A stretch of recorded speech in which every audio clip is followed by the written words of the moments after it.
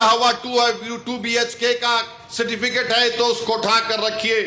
ये इसलिए कह रहा हूं कि 10 डॉक्यूमेंट की बात जो इलेक्शन कमीशन ने बिहार में की वो यही 10 डॉक्यूमेंट हैं। हमने सुप्रीम कोर्ट को अख्तरुल ईमान मंजलिस की तरफ से गए तो सुप्रीम कोर्ट ने अपने इंटरिम ऑर्डर में कहा कि प्राइमा फेसी हम इलेक्शन कमीशन से कहते हैं कि आधार कार्ड को भी जो इलेक्शन कमीशन का वोट डालने का एपिक कार्ड होता है राशन कार्ड को भी वो कंसीडर करे। तो ये जरूरी है, याद रखिए, जब तेलंगाना में या आपके किसी रियासत में ये इंटेंसिव रिवीजन होगा तो आप लोग परेशान होने की जरूरत नहीं, अभी वक्त है। पासपोर्ट बना सकते, दबा के पासपोर्ट बनाओ।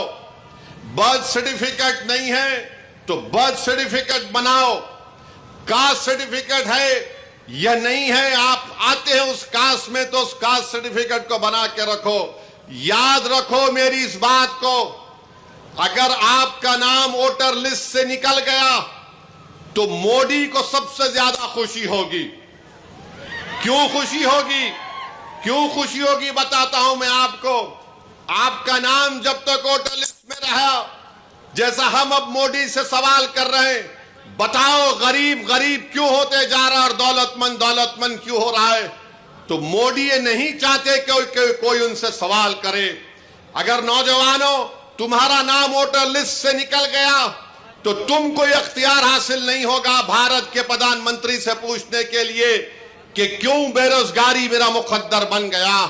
और जिस तरीके से बार बार ये कहा जा रहा है कि फुला इलाके में बांग्लादेशी है, फुला इलाके में रोहिंग्या म्यांमार के लोग हैं, फुला इलाकों में नेपाली लोग आके बस गए, ये सब तैयारियां की जा रही हैं। मैं आपको जिम्मेदारी से बाखबर कर रहा हूं। ये जज्बात में लाने के लिए, ये डराने के लिए नहीं कह रहा हूं।